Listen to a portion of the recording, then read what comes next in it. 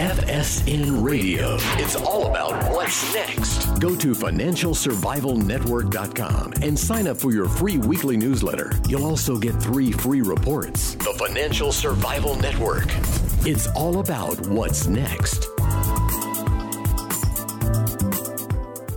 Welcome, and you are listening to the Financial Survival Network. It's June 10th, 2018. And with us is Jason Hartman. Jason, it's good to be back with you. Good stuff. Well, so before we dive into some Dodd Frank discussion and how that affects real estate financing and the economy in general, let's talk a little bit about identity theft. Do you know what happened to me recently? And this is the 5th known occurrence for me, and I'm sure there are many unknown occurrences of identity theft. But just a few weeks ago, I got a call from one of my credit card companies saying, "Did you charge $720 at Ashley Home Furnishings?" And I said, "Absolutely not. I did not do that. That is not me." And they said, "Well, we got to cancel your credit card and send you a new one." Now, I have had several bouts with identity theft that I'm aware of, but the thing that really concerns me is what I'm not aware of. And people should understand that there are many forms of identity theft. Most people think, well, someone is going to open a bank account in your name or a credit card account in your name or, do something financial in your name. But wait, there's more, as the saying goes, right? What they do is they can steal or exchange or impose their criminal history or someone else's criminal history onto you. They can steal your health insurance or healthcare identity. There are many forms of identity theft. It's not just credit cards, bank accounts, financial stuff. Carrie, this interesting article I just showed you, I mean, can you believe it? This New Mexico woman spends 49 days in jail because her identity was confused. They totally ignored her pleas, saying, "It wasn't me." Well, I think that's one that law enforcement tends to hear quite a bit. I didn't do it. It's not me. Yeah. So they don't believe anyone who says it. But finally, her fingerprints showed they had the wrong woman. Why couldn't they have run her prints before they threw her in the cell instead of 49 days later?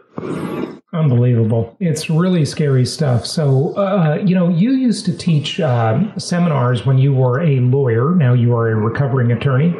Yeah, trying to be. And you used to teach seminars on identity and databases and how lawyers can use these databases. You know, it's all the world of big data that we're in nowadays, but big data gets confused, doesn't it? Oh, yeah. You know, there's always problems with it. The data, at some point the data is input manually. Not so much now because there's so much data, but when it was input originally, there was room for error, transpositions of Social Security numbers. There was once a federal judge in New York, and he had the same name as some deadbeat, and their credit reports were merged. So he wound up getting his accounts frozen, and he had like a nervous breakdown over it. I mean, wow. I had to deal with this guy, and I said, "Look, I'm sorry, but the credit bureau merged your report with this other guy. They lived like 2 blocks apart. They had pretty common names."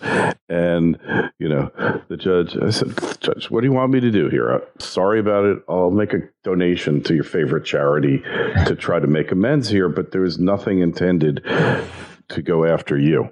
And well, let's talk. I mean, look at what can people do about this stuff to protect themselves? I mean, let me just give you a few sort of basic tips. First of all, you must have a good cross-cut paper shredder, and you must shred everything. I'm talking about the envelopes with the addresses. The names of the financial institutions are many times on the envelopes. So if you don't shred the actual envelope itself, it goes into your trash can, and the person looking through your trash knows you have an account at Bank of America or the criminals at Wells Fargo. And Wells Fargo is the most criminal bank in America right now, the most criminal big bank. They are absolutely disgusting. It's like a scandal a week, but lest I get off on a tangent. Just a big mistake, a misunderstanding, Jason. Yeah, right. How they ripped off all those people on those auto loans and those mortgages and with the multiple account scandals. Wells, if you bank at Wells Fargo, you're probably running a big risk of financial problems because they are scum, absolute scum. Be nice.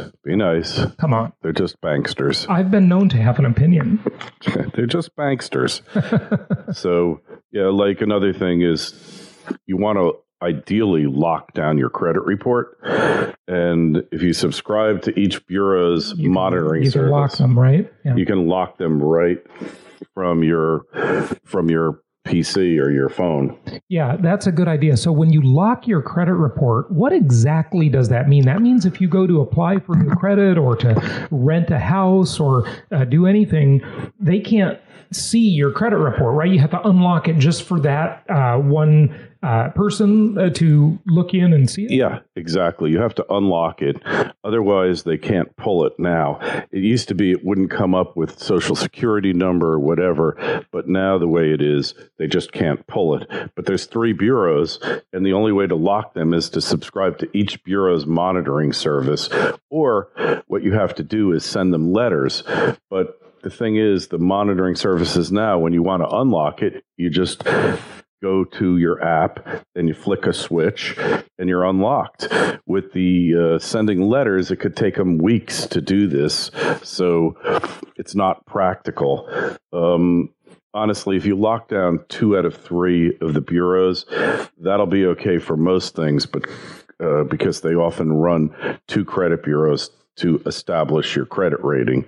But it's really problematical. There's no service you can go to just instantly lock down all 3 reports. And that is the ultimate protection, at least against that type of identity theft. And we've all heard these companies, LifeLock and all the rest out there advertising and so forth.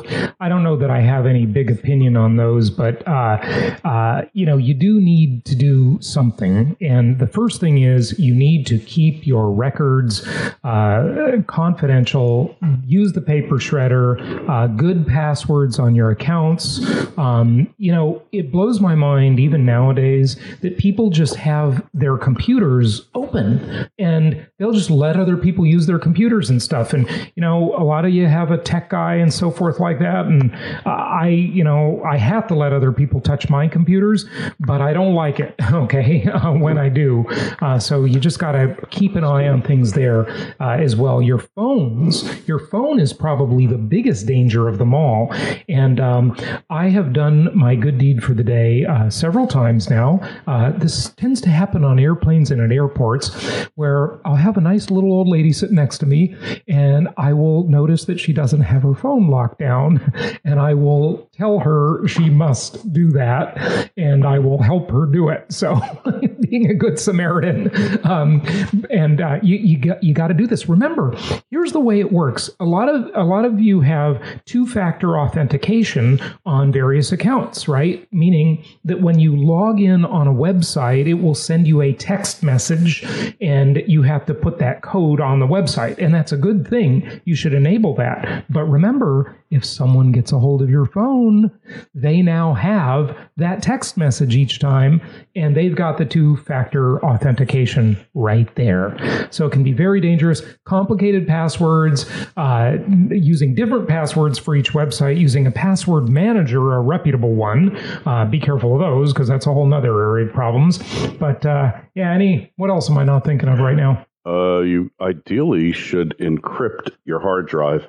It comes built into the operating system, but it's not set as a default. So you have to go into your settings and actually encrypt it, which on the Mac. Okay, so here's the problem with encrypting it, and you're going to love this. If you encrypt your hard drive, then if you have a crash and need the backup, you can't get it from the NSA. Yeah. Well, hey, we're still waiting for Hillary's emails, right? Now, what I'm saying there, folks, is that the NSA has a hard drive, a backup of everybody's hard drive, right? They got everything. Yeah. Don't worry about it. Yeah, it's really, really scary. But look, folks, I know you've probably heard this stuff before. Most of you don't need this advice because you're probably really swift and shrewd, but I'll just tell you, I was at a dinner the other night, and I was in Palm Beach, which is a super high-end area. I was with a bunch of rich older people at this dinner, and I sat down next to this woman, and she was in the news media business for many years. She was an anchor woman, and her husband had passed away, and she just had two big ripoffs happen to her that she was describing to me. One is, and forgive me if I get this wrong, but I think it was UBS. She was suing UBS because they were allegedly preying on wealthy widows, right? And I could have the name wrong. Imagine that. Yeah. Imagine that. Who would think? Yeah. Financial planners and stock market people, right? What Wall Street is the I'm shocked, Jason. Organized crime. Jason, I'm shocked. So anyway, that was one scam. She lost a lot of money. I didn't really have the nerve to ask her how much it was, but I could tell it was a lot. I'm sure it was many millions of dollars. This was a well-heeled crowd I was with at dinner. And then she also fell for, how, I don't know if this is going around anymore, but these telemarketers used to call me and they used to say, "Hi, this is so-and-so from Microsoft and we're getting error messages from your computer." She actually fell for that, where they would log into her computer with a Trojan and get the passwords. And, people do fall for that. I mean, I got those calls a few times and I yelled at the guy and said he was a criminal and he hung up. But, because Microsoft does not call you, folks. Okay. they don't do that. So, it's unbelievable. Any other identity theft issues? Let's move on to real estate financing, Dodd Frank stuff. Yeah, that's really it. So, you have to keep all your devices locked down and encrypt wherever possible. And that should get rid of about 80% of the risk, what we talked about. Yeah. One little note I also want to say is some of you are doing self-management, which I applaud. I think self-management can be a very valuable thing. This will be our transition into Dodd Frank. But it can also be dangerous, right? You got to know some just really simple stuff, folks. I was talking to an owner of a property as I'm house hunting, and I was talking to a property owner the other day, and he starts describing the property and the neighborhood. And he described what color people were and how the neighborhood was changing. And I told him, I said, "You cannot do that.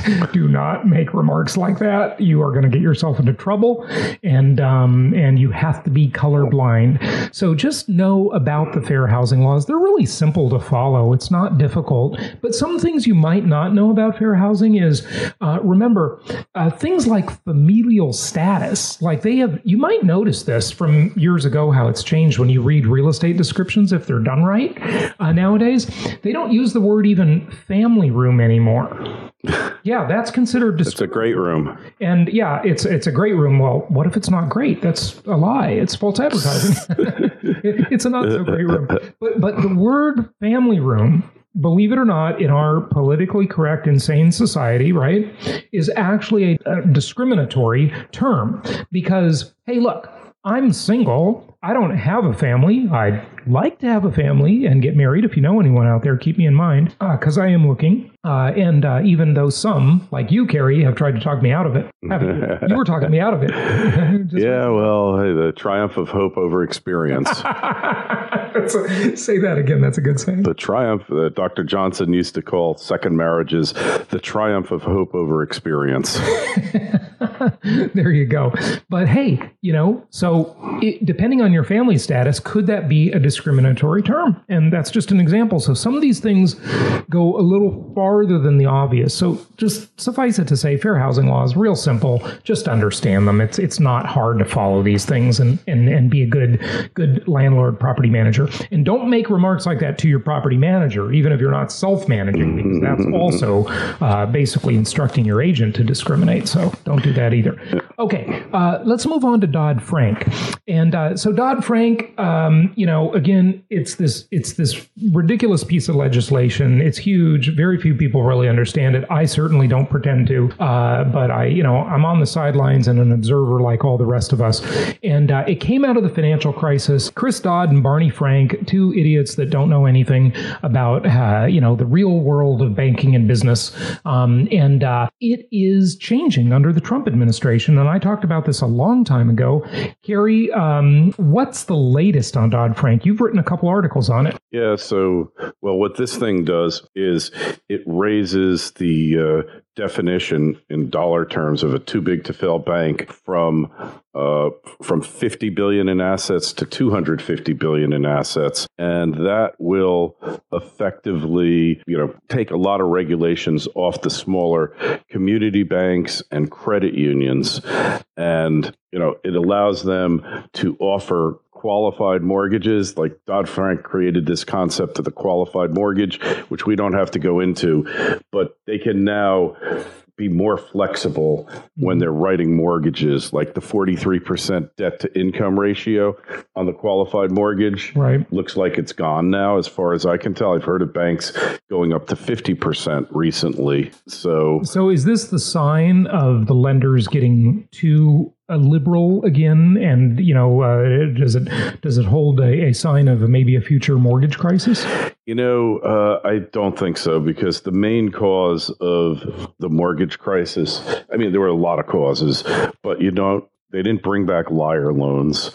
And the worst one was the stated income loan by an employee. So you worked as a janitor for a school system and you made $25,000 a year, but you could state without any fear of repercussions that you made $250, right? And then you could qualify for anything. It's just a zero. Yeah, What's the difference? What's a zero among friends? Yeah. It's 25,000 to 250,000.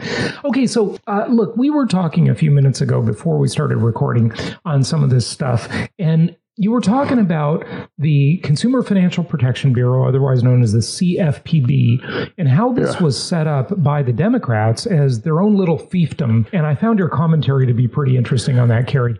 So we need to go back in history a little bit. Liz Warren. Not very far. Elizabeth Warren. Lizzie Warren, Pocahontas. Yeah. The fake American Indian, right? Yeah, that's her. But she does have high cheekbones. She somehow became a guru on consumer finance. Never had to take out a loan or anything in her life. She worked for government. She worked for Harvard in a cushy job that she got because she said she was an Indian, even though she says it never happened. So be that as it may, she comes up with this whole Dodd Frank thing, and her pet project was the CFPB, of which she wanted to be the head of it. And to her, to the Republicans, she was completely toxic and, an outcast. But, the Democrats were running the government and they pushed this thing through. So Dodd Frank creates the CFPB, and it basically it has jurisdiction over things that many, many other agencies have jurisdiction over, like the FTC, like the Fed, like the Treasury, like you name it. All the powers they have are already held by other agencies, but they become this super protector of consumerism. And by the way, if you're a Republican, don't bother applying for a job there. And they have no accountability to the Congress because they're funded by a levy on the Fed. So their funding all comes from the Federal Reserve. So Congress doesn't allocate their money. And they get a head, this guy Richard Cordray, because the Republicans said we will not confirm Elizabeth Warren. And then she went on to become senator. Maybe they would have been better off putting her in there, but that's history. So the head of the agency is appointed for a 10-year term, and he can only be removed for cause. And there was plenty of cause to remove this Richard Cordray, like things like hiring only Democrats seems to me to be cause. But he lied to Congress. He withheld information. He was really evil, this guy. But the tables have turned a little bit, haven't they? It's beautiful what's happened. I mean, this is like getting your comeuppance. So pretty much the head of the CFPB didn't have to answer any questions of Congress. It's a totally independent agency. But then the political tide changed. Yeah. So what happens is Trump gets elected. Cordray finally resigns because he was probably going to get fired anyway. And the president appoints Mick Mulvaney, who's his budget director. He was already approved by Congress, so under the Vacancy Act, he could appoint an already approved official of his cabinet to any agency that required congressional approval for their head. So Mulvaney, he goes there. First, Cordray appointed his lead hack assistant as the head of the agency. And they said, wait a second, you can't do that. You can't just pick your heir apparent. The president controls this process. So they went to court. They lost. So Mulvaney comes there. And then he just recently went to Congress and he said, hey, you guys set up this agency. I don't have to answer any of your questions. Yeah, and this is in response to Elizabeth Warren's long letter with all these questions, right? Yeah, she had a 10-page letter with 100 questions. And he said, I don't have to answer any of your questions because the way the person who wrote this law set it up, I'm not accountable to you. If you don't like it, go change the law. Right. And of course, Lizzie Warren was the one who set this whole thing up. And it became a slush fund to Democrats. They spend more money on PR and advertising than any other agency in the government, if you can believe that. And they built this magnificent headquarters, around the Capitol someplace that's like so over the top. Yeah. It's embarrassing. Well, it's other people's money. So what's the difference, right? Yeah. And they've been, interfering in the financial system. Like if you've gotten a mortgage in the past few years, you might notice that it takes longer and there's a million more disclosures. So you have 20 more pages of stuff that you're not going to read. So this is what's interesting about this, though, for investors listening, is this is good and bad, right? In a way, you got it, because you all complain. I hear the complaints about how difficult the financing process is and what a hassle it is and how ridiculous it is. They ask for all this paperwork, all this stuff. It's absurd, right? Which is true. And you're absolutely right. It is ridiculous. But there's the flip side of that is that it's ridiculous for everybody else. And those who won't make the effort don't end up buying properties. And so it's a barrier to entry. It's just like the big, disgusting firms on Wall Street, right? They love all this additional regulation, although they may publicly say they hate it because it creates a barrier to entry. And the cost of regulatory compliance and the headache of regulatory compliance for the little guy that would be a new entrant into the business, into their arena, becoming a big investment bank, for example, like Goldman Sachs, they just don't exist. There's no competition. There's almost no startup culture on Wall Street, as I always say, because the regulatory burdens are too high. This is the exact thing that's happening in a microcosm with real estate financing for small investors. Regulatory burden, big hassle. Most people won't tolerate it. If you listening will tolerate it, it's an opportunity for you. So just keep that in mind. Understand that these things have two sides to them. But, I don't like it or agree with it philosophically, but hey, I'm going to take advantage of it if I can. Absolutely, and that's what you're supposed to do. Hey, one final note on Mick Mulvaney. He fired the agency's 25-member advisory board last Wednesday and said he would launch a new panel in the fall. And, like every hack consumer advocate was on this board. And, they're basically communists and out there to sabotage the American financial system, make it even worse than it already is. And they were doing a pretty good job of it till Trump got elected. Yeah, absolutely. And so now, you've got this same unaccountable agency in the hands of the Trump appointee. So who's dedicated to really tearing it down. Yeah. Mulvaney, when he was in Congress, was a big proponent of never passing it. And he warned about the unaccountability aspects of it. They ignored him. Here we are now. And anyway, I guess that's it, Jason. Yeah. So hope you guys got something out of this and a little further insight into what you need to do to make it in the new economy. Yeah, absolutely. So identity theft, Dodd Frank, fair housing, some good basic info today on that stuff. And I just want to remind all of you, and Carrie, for your listeners too, don't plan a tropical vacation, folks, because you should go with us. First week in November, we are going to do an awesome tropical paradise conference, our first time doing a conference in a tropical paradise. And we are going to immediately after that have the Venture Alliance retreat there as well. Venture Alliance is my high-end mastermind group. And so we're going to have a conference. It's going to be a 2-day conference on real estate investing and economics. And then we will do the Venture Alliance event in the near the tropical paradise, in a different tropical paradise right after that. So stay tuned for that. Feel free to go check out properties at jasonhartman.com. Lots of other resources there. And Carrie, this was a good talk today. Thank you. Hey, thank you, Jason. Hey, go over to financialsurvivalnetwork.com. Any questions, comments, and hey, send us an email if you feel like it, kl@carrielutz.com. Jason, we'll talk to you again real soon. Happy investing, everybody. FSN Radio. It's all about what's next. Go to financialsurvivalnetwork.com and sign up for your free weekly newsletter. You'll also get 3 free reports. The Financial Survival Network. It's all about what's next.